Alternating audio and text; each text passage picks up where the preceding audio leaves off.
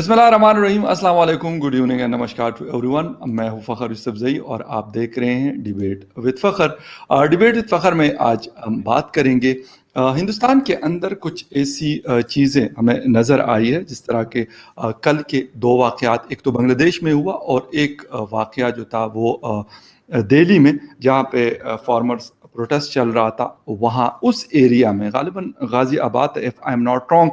खैर, मेरे साथ आज मौजूद है हमारी बड़ी अच्छी दोस्त और आप सबकी जानी पहचानी अंबर जैदी ने मुझे ज्वाइन किया, तो उससे कोशिश करेंगे कि पता करें कि एक्चुअल हुआ क्या और कहाँ पे हुआ। Ambar, thank you very much for joining the show. Thank you so much, thank you.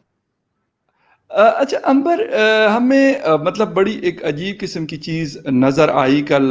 मैं इंडियन मीडिया देख रहा था, आज भी देख रहा था। एक तो बांग्लादेश वाला वाक़या, उसके ऊपर बिल्कुल हम जाएंगे, वो भी बहुत अफसोसनाक किस्म का वाक़या है, क्योंकि जब भी आप किसी के रिलीजन या उनके रिलीजियस प्लेसेस को या किसी भी चीज़ को छेड़ते हो तो तकलीफ होती है। मेरे ख्याल में इसमें कोई शक नहीं है, किसी भी इसका किसी भी रिलीजन से ताल्लुक हो, तकलीफ होती है और अफसोसनाक वाक़या था वो हुआ।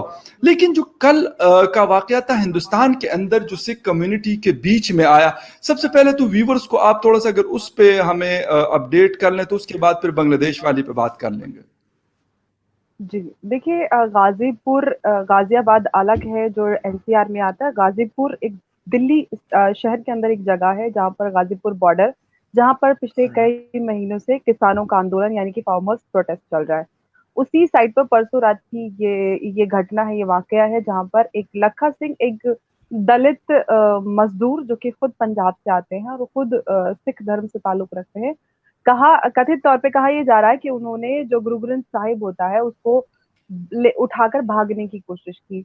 उसी के बदले में वहां पर जो निहंग होते हैं उन्होंने उनका हाथ काट दिया और उनकी बेरहमी से हत्या कर दी। यहाँ तक कि एक निहंग ने पुलिस को सरेंडर भी किया है। लेकिन सवाल ये उठता है कि आज 21वीं सदी में है और आज अगर मैं इंडिया की बात करूं या फिर हम किसी भी देश की बात करते हैं, हम सब ह्यूमन राइट्स को लेकर इतने ज़्यादा सजग हैं, इतने ज़्यादा अवेयर हैं, हम सबको पता है कि हमारे राइट्स क्या हैं। बहुत बड़ी-बड़ी ऑर्गेनाइज़ेशंस काम करती हैं। हम यूएन की भी बात करते हैं कि अगर कोई ह्यूमन राइट्स वायलेशन होता है तो यूएन तक मामले पहुँच जाते हैं अलग-अलग देशों के। लेकिन इस तरीके का खुलेआम एक मज़दूर की हत्या हो जाती है, वो भी इतने बुरे तरीके से कि उसके हाथ काट दिए जाते हैं और वो तड़पता रहता है और कोई सुनवाई नहीं होती लोगों के सामने। और वो भी ये सिर्फ एक आंदोलन के नाम पे हो रहा है। आंदोलन का मतलब होता है कि हम कोई तहरीक चलाएं, अपने हक के आवाज उठाने को हम आंदोलन कहते हैं हिंदी में। तो ये आंदोलन जो किसानों के नाम पर हो रहा है, लगातार पिछले कई महीनों से बहुत सारी ऐसी घटनाएं सामने आई हैं जिससे उसका पोलिटिसाइजेशन किया जा रहा है। ये सारी चीजें सामने आती है कि इसके पीछे कोई ना कोई बहुत बड़ी पॉलिटिकल ताकत है। हमने जो टूल किट वाला वाकया हुआ था जिसमें रेहाना और ग्रेटा थैनबर्ग जैसे बड़े नाम सामने आए थे, तो ये इससे साफ जाहिर है कि ये किसानों का आंदोलन तो बिल्कुल भी नहीं है, क्योंकि जो गरीब किसान थे वो कब के अपने अपने घर वापस लौट चुके हैं। क्योंकि कोई भी किसान इतने दिन कहीं भी बिना काम किए धरने में बैठना अफोर्ड नहीं कर सकता। ये बात आप भी समझ सकते हैं, क्योंकि जो लोग रोज कमाकर खाते हैं वो कहीं 8-10 महीने या साल भर कहीं पे भी बैठकर ऐसे प्रोटेस्ट करना अफोर्ड नहीं कर सकते। और ना ही ये एक कॉन्स्टिट्यूशनल वे ऑफ प्रोटेस्टिंग है, क्योंकि हमारा जो कॉन्स्टिट्यूशन है वो इजाजत देता है कि हम अपने हक के लिए प्रोटेस्ट कर सकते हैं, लेकिन उसका एक कॉन्स्टिट्यूशनल तरीका होता है। आप कोर्ट में अपनी अपील दायर कर सकते हैं। आप धरना अगर सड़कों पे भी देना है तो उसके लिए जगह मुकर्रर की गई हैं दिल्ली में। यहाँ पर रामलीला मैदान है, जंतर मंतर है, जहाँ पर जो कि डेडिकेटेड की गई है धरनों के लिए। वहां पर लोग सालों सालों बैठे रहते हैं, धरना प्रदर्शन करते हैं। लेकिन अगर हम गाजीपुर बॉर्डर की बात करते हैं तो वहां पर बॉर्डर एरिया की दर्जन भर से भी ज्यादा, रिपोर्ट्स के मुताबिक मैं बात कर रही हूँ, वहां पर दर्जन भर से भी ज्यादा लड़कियां वहां की गायब हैं। आसपास का एरिया जो है, जो जहाँ पर प्रोटेस्ट साइट है, और ऐसे बहुत सारे इंसिडेंट सामने आए हैं उस साइट पे, जो प्रोटेस्ट साइट है। और सवाल ये होता है कि ये सब आंदोलन के नाम पे हो रहा है।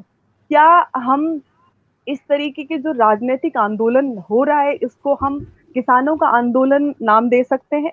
या उस आंदोलन में जो धार्मिक हिंसा के नाम धर्म के नाम पर जो हिंसा हुई है, एक गरीब मजदूर का हाथ काट दिया सरेआम, और उसको भी जस्टिफाई करने की कोशिश की जा रही है। अभी तक जो निहंग है उन्होंने सरेंडर किया है पुलिस को, उन्होंने ये कहा है कि अगर ऐसा फिर होगा तो हम फिर से ऐसा ही करेंगे, क्योंकि हम अंबर, जी, अच्छा एक जो चीज गुरु और ग्रंथ मुझे साहिब है मतलब, उसका अपमान। जी, आप बोलिए अच्छा बोलिए। एक चीज मुझे और बड़ा मतलब मैं ये कहूंगा कि बड़ी डिसअपॉइंटमेंट मुझे हो रही है कि रिलीजन के नाम पे हम पाकिस्तान के अंदर हम ये कहते हैं कि हमने किसी ने जी मस्जिद से पानी पी लिया, किसी दूसरे धर्म के बंदे ने उसको मारा पीटा। रहीम यार खान का भी एक 2 महीने पहले का वाकया है।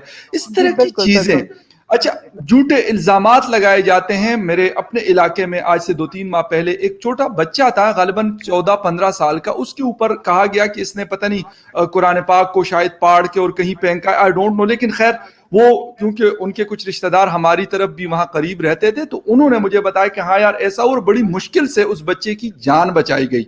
मतलब लोग उसको जी, मारने के लिए दौड़ रहे थे, फिर अच्छा हुआ पुलिस आई और उसको ताने में बंद करके और उसकी जान खलासी हुई। और उन मतलब बाकायदा जो भी एक, क्यों इस तरह के वाकयात हो क्यों रहे हैं कि मतलब हम रिलीजन के नाम पे, मेरे ख्याल में कोई भी रिलीजन है, वो सिखिज्म हो, हिंदुइज्म हो, मतलब इस्लाम हो या कोई और हो, कुछ भी हो सकता है, हम गलत इस्तेमाल उसका कर सकते हैं। एज ए मुस्लिम मैं कर सकता हूं, एज ए हिंदू हो सकते हैं, कोई कर सकता है, लेकिन उस रिलीजन के अंदर शायद वो जस्टिफिकेशन नहीं होगी जिसका हम गलत इस्तेमाल या मिस यूज ऑफ रिलीजन हम लोग करते हैं। अमन और ह्यूमैनिटी, मेरे ख्याल से ये शायद बेसिक होगी सब रिलीजन्स के अंदर। इसके बावजूद इस तरह के वाकयात होना, और न्यू दिल्ली एक बड़ा मॉडर्न शहर है, बड़े एजुकेटेड लोग हिंदुस्तान के काफी एजुकेटेड लोग रहते हैं, मतलब बहुत ज्यादा। और दूसरी बात, बहुत सारे मुसलमान, यानी 25 करोड़ मुसलमान पाकिस्तान से ज्यादा वहां पे रहते हैं।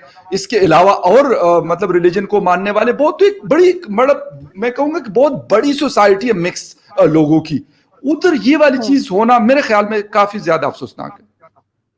जी, बिल्कुल। देखिए बात जो लोग ये कहते हैं कि इस्लाम या कोई भी धर्म शांति का संदेश देता है, तो या तो वो ये बात झूठ बोलते हैं कि शांति का हाँ, संदेश देता है, या फिर वो बिल्कुल। राजनीति के लिए ये सारी चीज़ें कर रहे हैं। तो समझ में नहीं आता कि जो हो रहा है वो सच है या वो जो बोलते हैं वो सच है। क्योंकि जो बिल्कुल। कथनी और करनी में फ़र्क साफ नज़र आ रहा है हमें देखने के लिए, चाहे वो कोई भी धर्म हो। आप इस्लाम की बात करते हैं, आप इस्लाम की बात करें, चाहे पाकिस्तान हो, बांग्लादेश या फिर अफ़गानिस्तान में जो लगातार हाँ, घटनाएँ हो रही हैं, यस। उससे ये मैसेज साफ नज़र आता है कि जो हम कहते हैं कि इस्लाम शांति का मज़हब है और शांति का संदेश देता है, लेकिन अगर कोई मस्जिद से पानी पी लेता है या मस्जिद पे गुलाल आ हाँ, जाता है किसी धर्म का, तो हम सड़कों पे उतर आते हैं और तलवारें निकाल लेते हैं। या जो पिछले 2 हफ्तों में अफ़गानिस्तान में हुई शिया मस्जिद में पिछले बिल्कुल। जुमे को बम ब्लास्ट हुआ, और कल एक फिर से हुआ शिया मस्जिद पे ब्लास्ट। तो खरदूस ये और सारी कंदहार चीज़ें में। जी, दोनों अलग-अलग जगहों पर लगातार पिछले 2 हफ्ते में 2 घटनाएँ हुई हैं, और हम बिल्कुल। बांग्लादेश में इस्कॉन वाला वाक़या जहाँ पर एक 10 साल की बच्ची का रेप हुआ और कई सारे लोगों की जान गई है, और पुलिस के भी कर्मी हैं जिनको कहा ये जा रहा है कि पुलिसकर्मी भी उसमें शामिल है। तो इस तरीके का जो ये घटनाएँ हो रही हैं, कहीं न कहीं जो इस्लामिक मुल्क है जहाँ पर इस्लाम को मानने वाले ज़्यादा लोग हैं, तो कहीं न कहीं ये दिखाता है कि जो बोलते हैं हम कि ये शांति का संदेश दे रहा है, तो कहीं न कहीं या तो हम बोलते गलत हैं या फिर हम दिखावे के लिए जो करते हैं वो गलत है। समझ में नहीं आता कि है क्या? क्योंकि कोई भी धर्म इंसान की जान लेने का हक तो किसी को भी नहीं देता, क्योंकि जान पैदा करने वाला ऊपर वाला है और जान लेने का भी हक बिल्कुल। उसी को है। इस्लाम में उसी कहा को। जाता है कि जान लेना कत्ल सबसे बड़ा गुनाह है, हाँ। जिसकी कोई माफ़ी नहीं है। अल्लाह हर यस। गुनाह को माफ़ कर सकता है, लेकिन किसी भी इंसान की जान लेना बिल्कुल। की माफ़ी नहीं है। फिर भी इस तरीके की लगातार घटनाएँ होती रहती हैं और अफ़गानिस्तान में अंबर शिया कहा मस्जिद जाता पर। है, नहीं, बाकायदा कुरानी आयत मेरी मौजूद है बात पूरी कि होनी थी। एक कत्ल इंसानियत की कत्ल, मतलब बात होती हाँ, है नहीं, मैं इस्लाम में। अपनी बात पूरी कर रही थी। नहीं, फिर जी, भी जी। लगातार ऐसी चीज़ें हो रही हैं, लेकिन अगर वैसे कोई होता है जब मुसलमानों को, बेचारे पाकिस्तान में भी लगातार बातें होती रहती है कि भई हिंदुस्तान में मुसलमानों को बड़ा खतरा है, बड़ा खतरा है, बड़ा खतरा हाँ। है। आप देखिए अफ़गानिस्तान में शियों पर लगातार ज़ुल्म हो रहा है, सैकड़ों हाँ। लोग मारे गए, पिछले 2 हफ्ते की हम बात कर रहे थे। या फिर आप देखिए यहाँ पर बांग्लादेश में क्या हो रहा है, या फिर आपके पाकिस्तान में ही हमारे जो हिंदू भाई हैं उनके साथ लगातार क्या होता है, कोई आवाज नहीं उठाता, क्योंकि उनको बड़ी फिक्र है, क्योंकि ये सारी चीजें साफ तौर पर ये दिखाती हैं कि इन सारी चीजों का, धर्म का आप सिर्फ और सिर्फ पोलिटिसाइजेशन करते हैं। आप धर्म को एक पॉलिटिकल टूल बनाकर इस्तेमाल करते हैं, क्योंकि आपको जब बेचारा बनना होता है तो आप बेचारे बन जाते हैं, जब आपको शांति का संदेश देना होता है आप अपनी कन्वीनियंट के हिसाब से शांति का संदूत, शांति के दूत बन जाते हैं।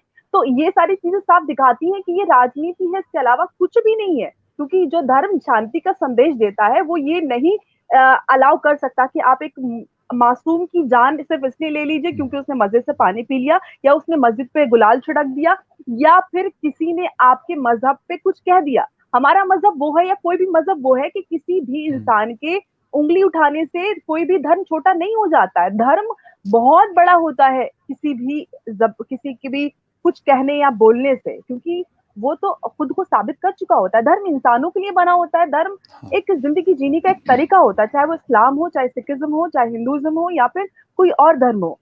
हमें एक बेहतर इंसान बनाने का एक तरीका है, एक जरिया है धर्म। बिल्कुल। अच्छा अंबर जी, एक चीज और है, जिस तरह आपने अफगानिस्तान की बात की, मसला ये है कि जिससे हमें, यानी जो चीज मैं कह रहा हूं, अगर वो अंबर जैदी साहिबा नहीं कह रही तो मैं कहूंगा भाई इसको तो जीने का हक नहीं है। मतलब अभी कुछ दिन पहले लाल मस्जिद के मौलाना अब्दुल अजीज साहब, मतलब समझ नहीं आती मुझे कि किस किस्म के ये मौलाना हजरात होते हैं जो कहते हैं कि भाई मैंने पूरी दुनिया को मुसलमान करना है। पूरी दुनिया का उन्होंने ठेका ले रखा है कि भाई पूरी दुनिया के ऊपर मैंने जो है वो कलमा गो सारे के सारे कलमा पढ़े, ला इलाहा इल्लल्लाह मुहम्मद रसूलुल्लाह। यानी हद है कि भाई आपको क्या हक पहुंचता है कि किसी को आप कहें कि भाई आपने कलमा पढ़ना है, अगर वो कहते खुद नहीं पढ़ता तो जबरदस्ती पढ़वाओ। कहां पे? इस्लामाबाद के सेंटर मौलाना अब्दुल अजीज साहब पहले अपने आप खुद एक बेहतर इंसान बन जाए, उससे बड़ा सब बहुत बड़ा एहसान करेंगे वो अल्लाह पर और पूरे दीन पर। अगर वो खुद बेहतर इंसान बन जाए, जो सही टीचिंग्स ऑफ इस्लाम है उसको माने, तो बहुत बड़ा एहसान होगा उनका इस्लाम पर। तो ये सिर्फ और सिर्फ सारी चीजें, ये पॉलिटिसाइजेशन, अपना जन आधार जिसको हम हिंदी में बोलते हैं, यानी कि अपना जो बेस होता है वो बढ़ाना, ये सिर्फ राजनीति के धर्म के नाम पर ही कर सकते हैं, क्योंकि उनका जो कद है, उनका जो पूरी कुव्वत बनी हुई लोगों से बनती है, और जितने लोग उनके अंडर होंगे, क्योंकि जब हम धर्म की बात करते हैं, दीन की बात करते हैं, तो लोगों की जो क्रिटिकल एनालिसिस होती है वो कहीं ना कहीं जीरो ऑलमोस्ट हो जाती है। क्या अरे मौलाना साहब बोल रहे हैं या हमारे कोई धर्म गुरु बोल रहे हैं तो ये सही होगी, तो हम यहाँ पर ब्रेन नहीं अप्लाई करेंगे। तो ये पॉलिटिकल टूल है। Religion is the biggest biggest politics, और ये हमें साफ नजर आ रहा है हमारे आसपास के जो ममालिक है, चाहे पाकिस्तान, बांग्लादेश,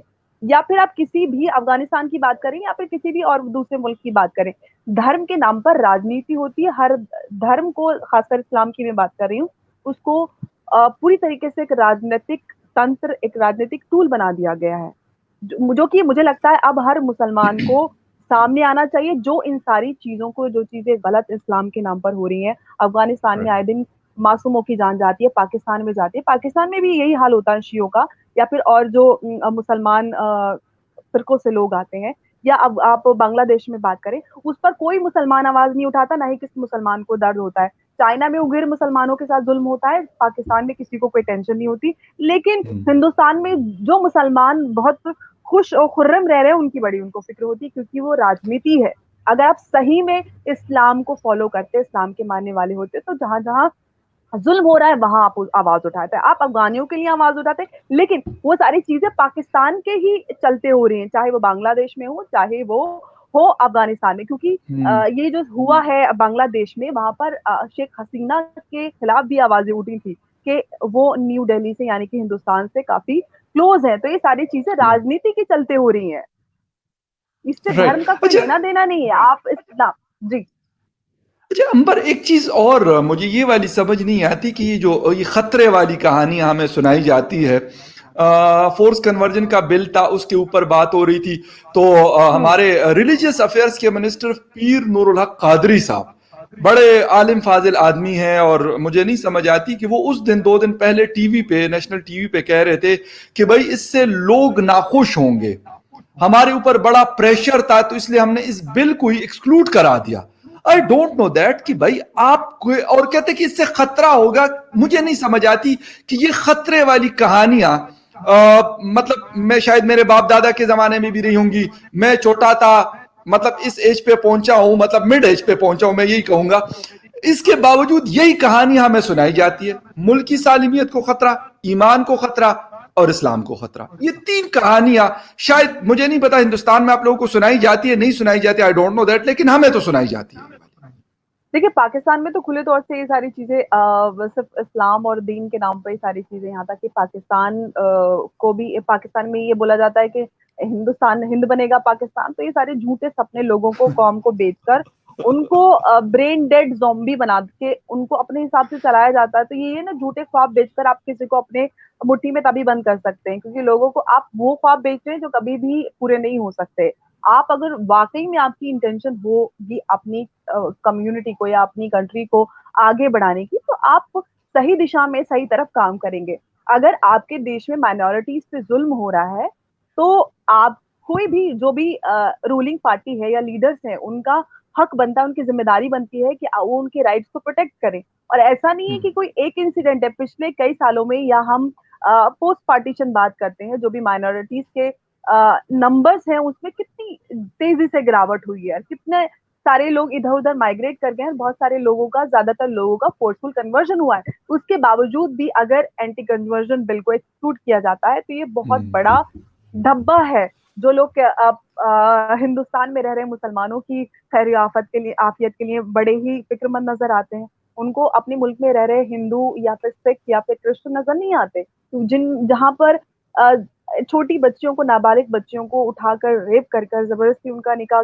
एक अधेड़ उम्र के आदमी के साथ किया जाता है, और उनको उनके माँ बाप से मिलने की इजाजत भी नहीं होती है। मेरी तो सोच से समझ से बाहर है, लेकिन जरूरत है कि जो वहाँ के लोग हैं, बाशिंदे हैं, उनको एटलीस्ट आवाज उठानी चाहिए, क्योंकि लोग हिम्मत नहीं करते हैं। अमर, मैं ये कह रहा था कि जिस तरीके से बांग्लादेश में कल हुआ, उसको जब हम देखते हैं तो कहा जाता है कि जो एक छोटी सी पोस्ट थी, कोई खबर थी जो सोशल मीडिया के ऊपर वायरल हुई, और लोग जो है वो इकट्ठे हो गए और हिंदू मजहब के जो लोग थे उनको निशाना बनाया गया, उनकी इबादत गाहों को निशाना बनाया गया। यानी किसी ने ये सेकंड थॉट नहीं दी कि यार ये खबर गलत भी हो सकती है, जरूरी नहीं है कि जो हमें बताया गया ये बिल्कुल सच हो। और उसके बाद क्या कुछ हुआ, इतना बड़ा हंगामा बरपा हुआ। जी बिल्कुल बिल्कुल। नहीं देखिए, ये वही इस्कॉन टेम्पल है। आज से 5 साल पहले बांग्लादेश में इस्कॉन टेम्पल ने मुसलमानों को इफ्तार कराया था, ये वही इस्कॉन टेम्पल है। और चाहे वो एक पोस्ट वायरल हुई हो, उस आपने एक पोस्ट वायरल होने के चलते आपने इतना बड़ा कदम उठा लिया, हंगामा मचा दिया, कितने ही मासूमों की जान चली गई और एक बच्ची के साथ रेप किया गया।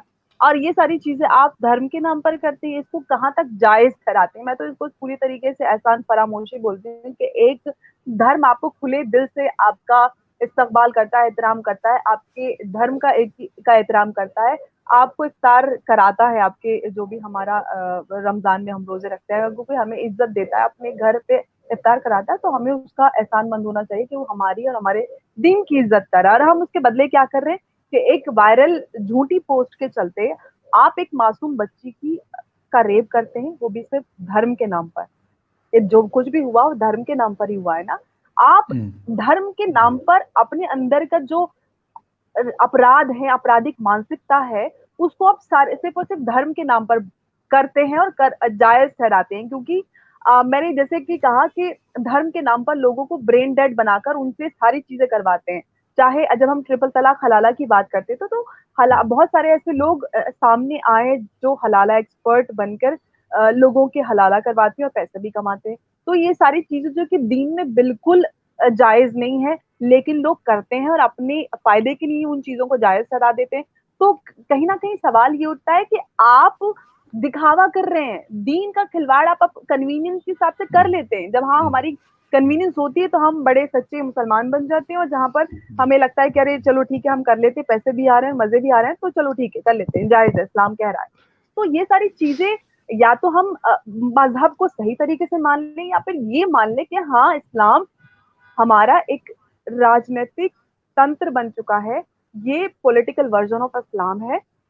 और जब तक मुसलमान इसके खिलाफ आवाज नहीं उठाएंगे, जो कि इस्लाम में हो रहा है, पाकिस्तान में तो बहुत पुरजोरी से हो रहा है, और वो आसपास भी फैला रहा है, चाहे वो अफगानिस्तान हो और अब बांग्लादेश और नेपाल और इन सारी जगहों पे भी उन्होंने ये सारी चीजें फैलाना शुरू कर दी हैं। तो उसको इस्लाम का या इस्लामिक नेशन का अलंबरदार बन के आना है सामने। तो मुझे लगता है जब तक मुसलमान जो वहां पर रहते हैं वो इसके खिलाफ आवाज नहीं उठाएंगे, पाकिस्तान का तो बुरा हाल है और इससे बदतर होगा, क्योंकि लोगों को जागना बहुत जरूरी है। और आप जैसे लोगों को तो मुझे लगता है बहुत पुरजोरी से आवाज उठानी चाहिए, क्योंकि ये बहुत खतरनाक है। आपकी कंट्री के लिए तो है ही, बल्कि आसपास जो लोग हैं, जो कंट्रीज है, उनके लिए बहुत बड़ा खतरा पैदा हो रहा है, जो कि हमने देखने में नजर आ रहा है, जो अफगानिस्तान में और बांग्लादेश में हो रहा है। ये उसी का नतीजा है, जो पाकिस्तान अच्छा अपने पैर फैला रहा है इधर उधर। अच्छा अंबर, एक चीज और है, मतलब अगर मैं पाकिस्तान की हिस्ट्री को देखता हूं, बिल्कुल बड़े सारे मसले देखे 75 ईयर्स में, लेकिन इन 75 ईयर्स में किसी रिलीजियस पार्टी को आज तक हुकूमत नहीं दी गई। ये हमारी हिस्ट्री है। बाकी मतलब ना डेमोक्रेसी के ऊपर मैं कहता हूं कि बहुत अच्छी डेमोक्रेसी है, जिसे कहते हैं टूटी फूटी, और मतलब इस किस्म की अरे डेमोक्रेसी भाई, हमारी 1947 से लेकर और 2021 तक चल रही है, इसमें कोई शक नहीं है। लेकिन इसके बावजूद आज तक रिलीजियस पार्टी कहीं पे भी, इवन किसी एक प्रोविंस के अंदर उनको हुकूमत नहीं मिली, जिसकी मुझे खुशी होती है कि अच्छा है कि ये वाली चीज नहीं है। इसके बावजूद हम मतलब कहते हैं कि पाकिस्तान, क्योंकि बांग्लादेश के बारे में मैं खुद क्योंकि नहीं गया बांग्लादेश कभी, लेकिन जो मैंने सुना है कि वहां पे मतलब रिलीजन की तरफ लोगों का झुकाव शायद हम लोगों से ज्यादा है, जितना कि हम उतने वो हमसे बहुत ज्यादा मतलब रिलीजन की तरफ वो जाते हैं। और इस तरह की कोई चीज, जिस तरह का कल का वाकया हुआ है, तो पाकिस्तान मतलब क्योंकि एक तो ताल्लुकात अच्छे नहीं है उनके बांग्लादेश के साथ, वो लोग यहाँ नहीं आते, हमारे वाले वहां नहीं जाते। पिछले मेरे ख्याल में 4-5 सालों में वहां के प्राइम मिनिस्टर ने यहाँ का कोई दौरा नहीं किया और यहाँ के प्राइम मिनिस्टर ने वहां का कोई दौरा नहीं किया। तो ये वाली चीज इस तरह पहुंचाना, इज इट पॉसिबल? या तो डायरेक्ट बॉर्डर, चलो अफगानिस्तान के साथ हमारा बॉर्डर लगता है तो मेरी समझ में आती है कि हाँ आना जाना भी लोगों का है, क्रॉस बॉर्डर जो है वो चीजें भी होती है, नहीं तो लेकिन बांग्लादेश आपको हमसे लगता बिल्कुल सेपरेट है। है, नहीं नहीं वो बात आपकी बहुत ठीक है, लेकिन जो जो जी आपने बात कही कि किसी भी रिलीजियस पार्टी को या किसी भी प्रोविंस में या किसी भी कहीं पे भी उनको हुकूमत हाँ नहीं मिली है, हासिल हुई है, लेकिन जी जी सच्चाई ये है कि सुनी उन्हीं की जाती है, चलती उन्हीं की है, चाहे वो कुछ भी कहें। पाकिस्तान जिस तरीके से आतंकवाद को और एक्सट्रीमिस्ट जो रिलीजियस लीडर हैं उनको खुली छूट देता है, वो खुले तौर से ये दिखाता है, दर्शाता है कि कहीं ना कहीं उन्हीं की हुक्मरानी है। हुक्मरानी तो आपकी फौज की होती है और बाकी उसके बाद जो जितने भी मुल्ला होते हैं उनकी होती है। तो मिली जुली दोनों की सरकार चलती है और आपके जो प्राइम मिनिस्टर होते हैं वो सिर्फ एक डमी की तौर पे बिठाए दिए जाते हैं। तो ये सारी चीजें, और आपको लग रहा है कि अफगानिस्तान में लोगों को रिलीजियस एक्सट्रीमिस्ट बनाना बहुत मुश्किल है, और बहुत सारे जरिए हैं जिसके थ्रू आपको पता है कि जमातों में कहाँ कहाँ कैसे कैसे लोग मिलते हैं, और हिंदुस्तान में भी नहीं आते लेकिन फिर भी लोग हिंदुस्तान तक वो मानसिकता पहुंच जाती है। तो ये कह देना कि क्योंकि बॉर्डर और या फिर उस कंट्री से रिश्ते अच्छे नहीं है तो वहाँ वो मानसिकता नहीं पहुंचती। तो आज डिजिटाइजेशन का दौर है और कितनी सख्तियां होने के बावजूद भी लोग आतंकवादी पहुंच जाते हैं, हमले हो जाते हैं। तो सिर्फ और सिर्फ प्रचार पहुंचाना कोई इतनी इतनी बड़ी बात नहीं है। तो आप अगर इस तरीके की बात करते हैं तो थोड़ी हजम होने वाली बात नहीं है, क्योंकि आप नहीं हम जानते हैं कि रिलीजन, बिल्कुल, जी जी क्योंकि जिस तरीके से हमारे जो, क्योंकि आप अगर देखें, आप चले जाएं किसी और इस्लामिक ममालिक में, जिस तरीके का इस्लाम और एक्सट्रीमिज्म हमारे एरिया में है, पाकिस्तान, बांग्लादेश या हिंदुस्तान, मुसलमानों में जिस तरीके से उनको एक्सट्रीमिस्ट बनाया जा रहा है, ये सिर्फ और सिर्फ पाकिस्तान की देन है। हिंदुस्तान में जो मुसलमान होते थे वो बहुत ही लिबरल, पढ़े लिखे और सुलझे हुए समझदार होते थे, लेकिन पिछले कुछ दशकों में, पिछले कुछ सालों में, आप 20-30 सालों में देखें तो पता नहीं अलग ही डगर पे चल रहे हैं। उनको इतना रिलीजन की तरफ इतना ज्यादा एक्सट्रीमिस्ट बनाया जा रहा है कि आप ये करेंगे खिलाफ है, वो ऐसा जायज है, नाजायज है, पता नहीं कैसे बना के उनको एक ऐसा ही ब्रेन डेड बना दिया जाता है और उनको अपनी डुगडुगी पे नचाया जाता है। तो ये सिर्फ और सिर्फ सारी चीजें पाकिस्तान के इशारे पे हो रहे हैं, और आप ये बहुत मुझसे बेहतर जानते हैं क्योंकि आप वहां पर बैठे हैं और आप ठीक। जानते हैं कि सारा खेल कैसे रचा जाता है।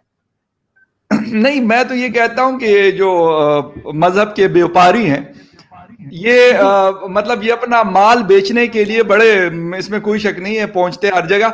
एक आखिरी क्वेश्चन एंड शॉर्ट आपसे आंसर चाहूंगा कि मतलब जब हम देखते हैं दुबई जैसी जगह को, एक छोटा सा मुल्क है यूएई, और वहां पे सब चीजें हैं, बड़ी खूबसूरत बिल्कुल मसाजिद भी हैं, बड़े खूबसूरत नाइट क्लब्स भी हैं, सब कुछ है, लेकिन किसी को कोई नहीं कहता। अगर किसी ने मस्जिद में जाना है बेशक जाए, कोई टेंशन नहीं है। किसी ने नाइट क्लब में जाना है कोई टेंशन नहीं है, सारी चीजें अवेलेबल है। लेकिन वहां पे इस तरह की चीज हमें अभी तक नजर नहीं आई, कुवैत में, यूएई में, कतर में। चले सऊदिया का एक अलग सिस्टम है, उसको हम मतलब इसमें नहीं लेते, लेकिन इन 3 कंट्रीज को जब हम देखते हैं तो बड़े मतलब एक किस्म के लिबरल ममालिक हमें नजर आते हैं, हालांकि बिल्कुल कट्टर इस्लामी ममालिक है तीनों। जी जी, मैंने आपको यही एग्जाम्पल सबसे पहले दिया, क्योंकि वहां पर इस्लाम एक पॉलिटिकल पार्टी नहीं है। वहां पर दीन के नाम पर राजनीति नहीं होती, पॉलिटिक्स नहीं होती है दीन के नाम पर। दीन के नाम पे पॉलिटिक्स सिर्फ और सिर्फ यहाँ ही पे होती है। जो अखंड भारत, अगर हम जो प्री पार्टीशन वाला इंडिया था उसकी बात करें, बांग्लादेश, पाकिस्तान और हिंदुस्तान, धर्म के नाम पर राजनीति सिर्फ और सिर्फ हमारे यहाँ होती है। मैंने आपको पहले बोला कि आप किसी भी इस्लामिक ममालिक में चले जाएं, इस तरीके का इस्लाम ना तो आपको नजर आएगा, और ना इस तरीके की ऑब्लिगेशन या बाउंडेशन नजर आएंगी कि वहां पर हर कोई अल्लाह मियां और उनका रिप्रेजेंटेटिव बन के घूम रहा है कि आप तो भाई ये जायज कर रहे हैं, नाजायज कर रहे हैं। जबकि जो दूसरे को नसीहत कर रहे हैं वो उनसे ज्यादा कहीं गुनाहगार होते हैं। वो अपने आप की अपनी गिरेबान में झांक के नहीं देखते हैं, लेकिन दूसरे को नसीहत करने का बड़ा उन्होंने बीड़ा उठाया होता है, उनके पास पूरा ठेका होता है। अल्लाह मियां ने उन्हीं को दे दिया होता है कि भैया जाइए और सबको जायज और नाजायज बताते रहिए, और सबको साथ में सर्टिफिकेट भी देते रहिए कि आप मुसलमान है और आप नहीं है और आप काफिर है। तो ये सारी चीजें तो बड़ी आम हो गई हैं, ये लोगों की जबान पे रखी रहती है। आप जरा सा हक पे बोल दीजिए, जो इस्लाम कहता है, दीन कहता है कि आप इंसानियत के लिए आवाज उठाइए, तो आपको सीधे नकली मुसलमान और बिका हुआ काफिर और पता नहीं क्या क्या कह दिया जाएगा, और आपको इस्लाम से भी खारिज कर दिया जाएगा। तो ये सारी चीजें बड़ी बिल्कुल, आम है, और ये सिर्फ हमारे यहाँ ही होती है और कहीं नहीं होती। ये बात बिल्कुल मतलब आई 100% एग्री विद यू अंबर, इस वाली बात के ऊपर कि बिल्कुल सबसे पहला कार्ड रिलीजन का खेला जाता है, दूसरा मुल्क की सालिमियत का खेला जाता है। या तो आपको उससे मतलब मारा जाता है, अटैक किया जाता है मुल्क की सालिमियत के नाम पे, या आपको आपके ऊपर अटैक किया जाता है रिलीजन के नाम पे कि भाई अंबर ने तो ये वाली बात जो है फलां जगह पे कह दी, ये तो भाई इस्लाम की सबसे बड़ी दुश्मन है। हालांकि भाई अगर लेट सपोज मैंने कोई गलत बात कर ली तो खुदा मुझसे पूछ सकते हैं, ये मेरा ईमान है ना, बिल्कुल मतलब मैं बिलीवर हूं उस बिल्कुल रिलीजन का, वो मुझे सजा बिल्कुल दे देगा, ये तो मेरा यकीन है। भाई आप कौन होते हो कि आप कहो कि नहीं जी भाई फखर यूसुफजई को तो मैंने सजा, मतलब उल्टा आप लटका के छोड़ना आप है। सजा तो छोड़िए, आप बहुत बुरे, उसको तो कहते हैं वो 70 माओं की तरह प्यार करता है। वो तो हम्म, एक बड़े से बड़े बदकार आदमी को एक छोटे से यस, आपके अच्छे काम के लिए पूरे गुनाहों को माफ कर सकता है। तो आप कैसे कह सकते हैं कि किस काम के लिए सजा मिलने वाली है और किसके लिए आपकी बख्शिश हो जाएगी? तो ये अल्लाह पे छोड़ बिल्कुल, दीजिए, अल्लाह और बंदे के बीच की बात है। आप क्यों खामखा में अल्लाह मियाँ के रिप्रेजेंटेटिव बन के बीच में घुसते रहते हैं? तो यही फर्क है हमारे जो हम हिंदुस्तान, पाकिस्तान या बांग्लादेश की बात करें, या आप अरेबियन कंट्रीज हैं, वहां पर कोई अल्लाह मियाँ का अल्लाह मियाँ की पुलिस बन के नहीं घूमता। जिसको जो करना है वो करता है, मजे से सब लोग जीते हैं।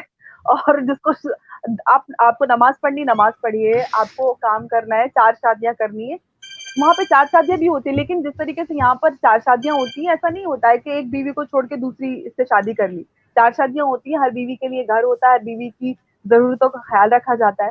तो वहां पर सही तरीके से लोग आराम से जिंदगी जीते हैं। यहाँ की तरह नहीं होता है कि हर चीज जायज धर्म के नाम पर, औरत का कैरेक्टर बिल्कुल, एसेसिनेशन धर्म के नाम पर। अगर एक औरत स्ट्रॉन्ग एग्जैक्टली। हेडेड है, ओपिनियटेड है, सवाल करने की हिम्मत रखती है, तो आप उसको कोई भी आप नाम रख दें, उसको कोई भी नाम से नवाज दें। तो ये सारी चीजें यहीं पे होती हैं और कहीं नहीं होती।